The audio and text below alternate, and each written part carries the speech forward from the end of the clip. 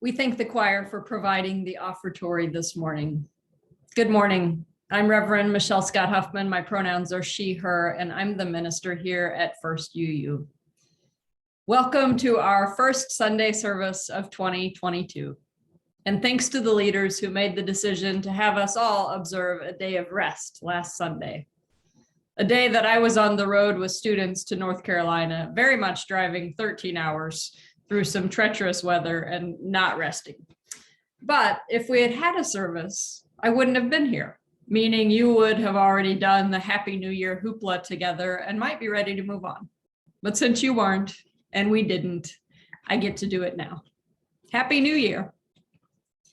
I'm a sucker for a new year, a brand new clean calendar to fill in, a marker, imaginary as it may be, that one thing is ending and something new is about to begin.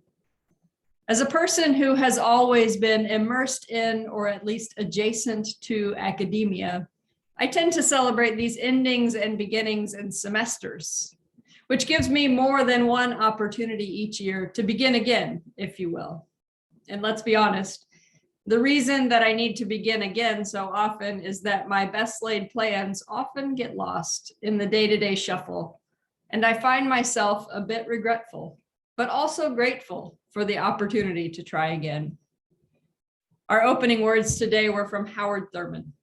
Thurman was an American author, philosopher, theologian, educator, and civil rights leader who died in 1981.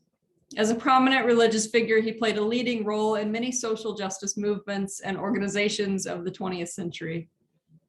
Thurman's theology of radical nonviolence influenced and shaped a generation of civil rights activists. And he was a key mentor to leaders within the civil rights movement, including Martin Luther King Jr. Thurman wrote, "Keep fresh before me the moments of my high resolve," and expressed how the dirt and grit of the journey tend to creep in on the radiance of the bright shining goal or intention that he had set for himself. And so he prays, "Keep fresh before me the moments of my high resolve, that in fair weather or foul, in good times or in tempests, in the days when darkness and the foe are nameless or familiar, I may not forget that to which my life is committed." I think this is why I'm so fond of a new year or a new semester, or really any opportunity to begin again, because it tends to be a moment of high resolve. I suspect it is for many others too, given the practice of making New Year's resolutions and the number of people who show up at the gym or maybe at church in the first couple weeks of the new year. So today, as we begin a conversation about our January theme, Living with Intention, I want to invite you to lean in to this moment of high resolve. What are the intentions you'd like to set for yourself this year? And what will you do to transform those intentions into reality? Now, if you're a Buddhist or have a consistent yoga or meditation practice, you may spend considerable time focused on intention setting. But if those practices are not a part of your daily life, you may be less likely to be thinking in terms of intentions as you move forward from day to day, meeting to meeting, or task to task. But even for folks who regularly set intentions, it can be a challenge to follow through on them. Influential Burmese monk Ledi Sayadaw provided important insight when he wrote that one may claim to be a Buddhist and even espouse right understanding, but that does not necessarily mean that one will put it to practice automatically.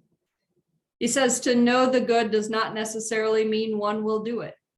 All of one's book learning will not change harmfulness into loving kindness. Only actual application and practice can bring this about. He concludes, this means hard work on oneself, which may be painful emotionally, but the results are transformative. Kathy Escobar, a progressive Christian minister, writing 200 years after him, agrees, saying real change in ourselves doesn't come through a few minor tweaks in our behavior or from breezing through a book on practice. Practice is centered on deep inner work in our souls that propels us to habitually, intentionally, and repeatedly live out new, healthier ways over the long haul. Improvement isn't measured with words like more, bigger, or better, but rather by what's deeper, stronger, and more integrated. Deeper, stronger, more integrated people create deeper, stronger, more integrated systems. This only comes through practice and learning to live out something different over and over again. So if we put Howard Thurman in conversation with these two other writers, we might say that it is our practice that keeps fresh before us the moments of our high resolve, that help us remember and remember or put flesh on that to which our lives are committed. So what does this practice look like? It can literally look like anything that pushes, stretches, or challenges us that we don't shrink away from, but instead keep doing the hard work. For the third or fourth year in a row, I intend to learn how to play the guitar this year. But without actively learning from someone and then practicing a lot, it will be on the list again next year with just a little more regret. Practice is doing the hard work to change habits and shift assumptions. It is seeking out information to inform our embedded ideologies and create deliberative streams of understanding that incorporate knowledge that comes from the experience of others. I mentioned that I started this year on a trip to Montreat, North Carolina, with a group of college students, and I was struck by the number of opportunities that I had there to practice living into my own intentions. For example, one of my intentions is to help create and maintain space for people to be acknowledged and affirmed fully and authentically for who they are, with regard specifically to gender identity. One of the ways that I can live that out is by doing what we do here and always include my own pronouns when I introduce myself. When I do this, it creates the space for someone else who may need to share their pronouns to be truly seen and known. So I was in a workshop being led by a clergy colleague who I know was struggling with whether or not to use this practice. As the crowd was a mix of folks for whom this practice would be normal and others for whom it would be new and maybe not understood. When it came time to introduce myself, having seen that no one else used pronouns, I did include my pronouns. And from that point forward, everyone else in the room did too. Later that day, my colleague sent me a message to thank me for bringing pronouns into the room and into the conversation, and shared that she struggles sometimes to adapt to the room and know whether or not to lead with that. My response was that I also struggle with my tendency, particularly as an Enneagram 3, to step into a room and to be whoever the group wants me to be or expects me to be. And holding that intention with always trying to be who my friends and my students need me to be. In that moment of high resolve, I set the intention to be a better leader in this way, regardless of who else is in the space. The next day, I watched and learned again as the group of students I was with reacted to some harmful messages spoken by a keynoter regarding persons with disabilities and the ways that they might overcome their limitations and achieve great things as if they weren't already doing that. The speaker droned on for a painfully long time, stuck on this same message, in spite of how hard I was willing him to stop, as I stared forward and avoided the gaze of all my students looking at me from every direction. While I was willing the speaker to stop and wishing to just avoid the conflict, the students were sending an incredibly well-drafted message to the number receiving questions and comments by text for the speaker. The person choosing questions for the live Q&A afterward acknowledged their concerns, but didn't include what they had written in the messages that got read aloud. So, because they are committed to the practice of having hard conversations in real time, to seek the transformation they desire, they approached the conference leadership immediately after the session. This conversation led to one staff person reaching out to the keynote speaker who had made the harmful remarks and setting up a meeting between us and him the next morning.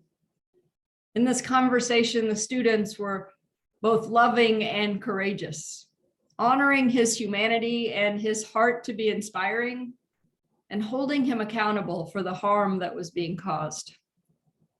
The speaker was receptive and willing to hear them, eager to learn about resources he could use to develop a more just understanding of and language around people of all abilities, and genuinely thankful for this moment of learning.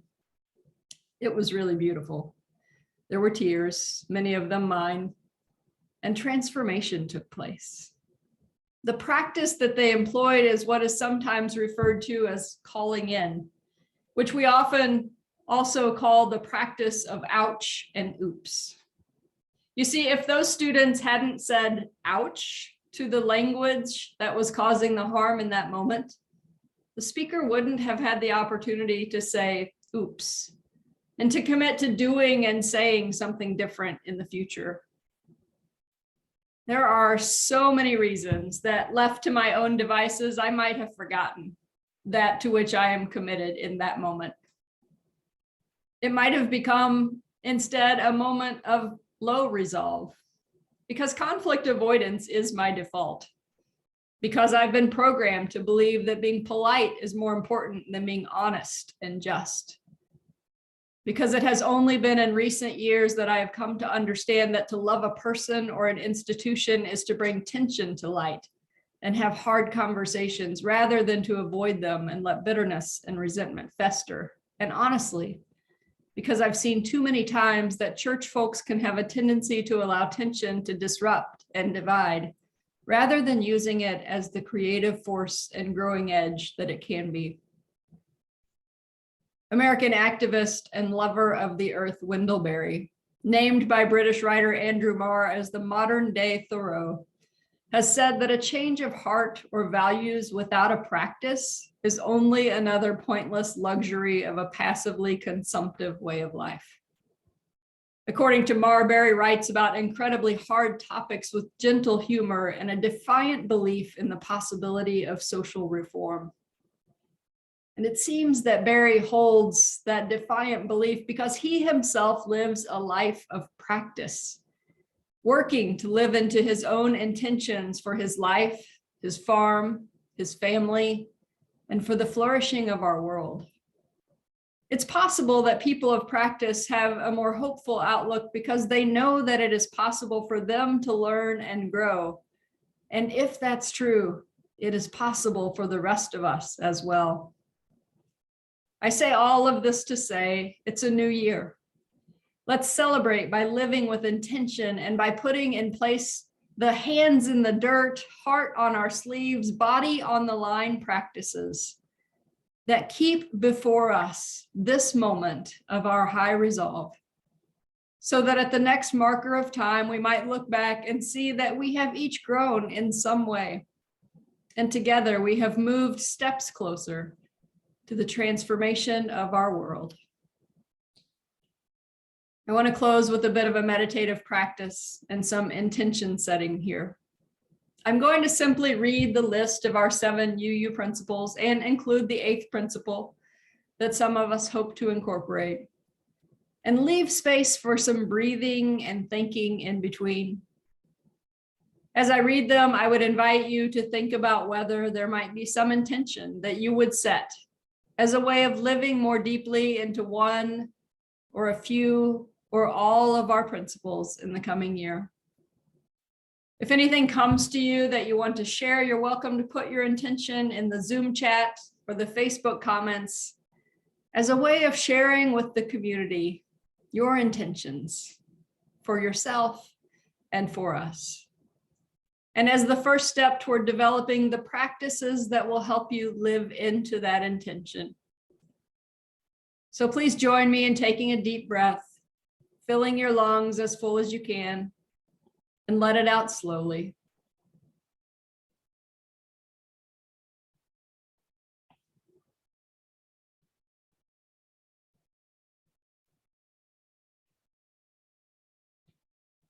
Now hear and meditate on these principles.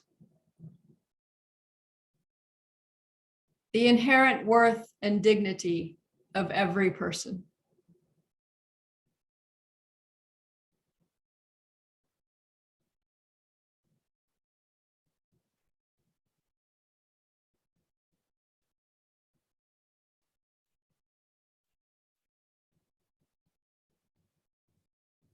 Justice, equity, and compassion in human relations.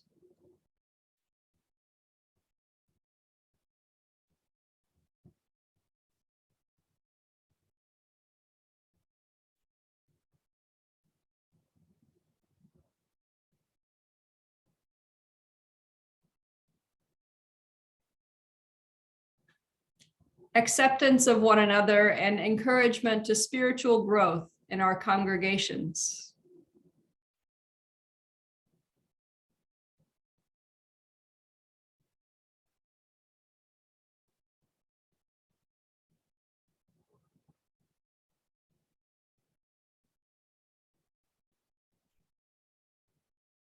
A free and responsible search for truth and meaning.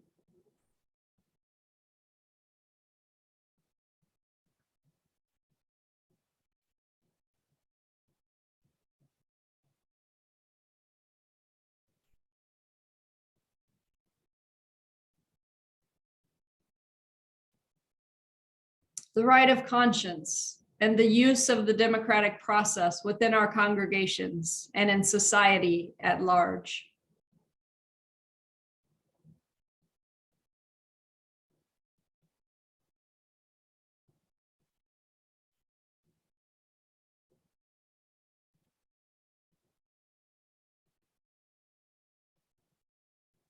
The goal of world community with peace, liberty, and justice for all.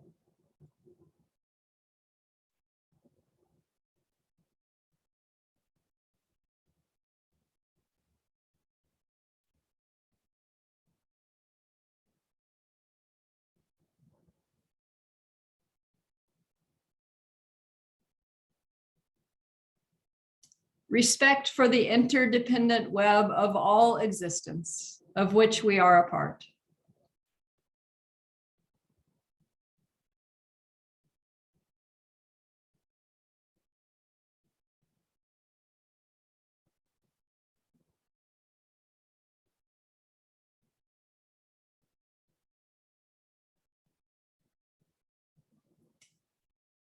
And journeying towards spiritual wholeness by working to build a diverse, multicultural, beloved community by our actions that accountably dismantle racism and other oppressions in ourselves and our institutions.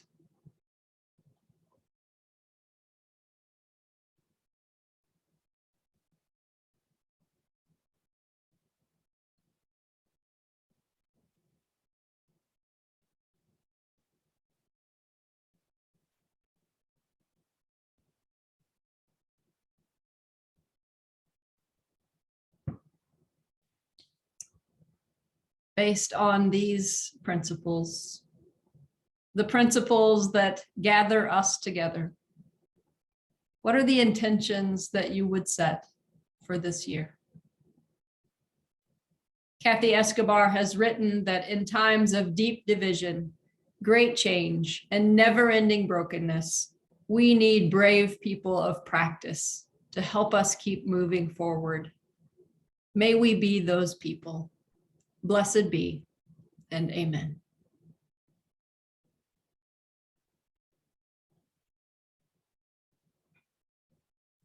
The interlude is Filled with Loving Kindness, performed by Eva Rebold. If you're watching from home, you're welcome to sing along, but please remain muted.